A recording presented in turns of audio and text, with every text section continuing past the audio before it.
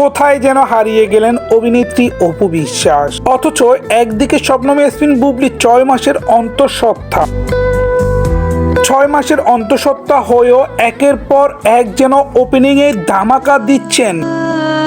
হঠাৎ করে দেখা গেল বসুন্ধরা মলের একটি ওপেনিংয়ে, যেখানে দেখা গেল গৌতম শাহ ও বারিশা হককে সঙ্গে নিয়ে ব্লু কালারের সালোয়ার স্যুটে হাজির জনপ্রিয় নায়িকা শবনম বুবলি।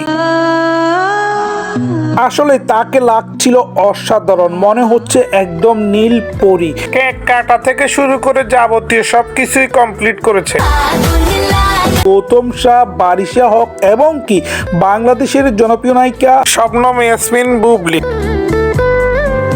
কিন্তু তবে তার গেট আপ কিংবা কথাবার্তা শুনে সবাই কিন্তু পঞ্চমুগ্ধ। তাহলে কি আবারও ধামাকা দিলেন অভিনেত্রী শবনম বুবলি? এক এক করে সব হাতিয়ে নিচ্ছে। এখন আর দেখা যাচ্ছে না অপু বিশ্বাসকে।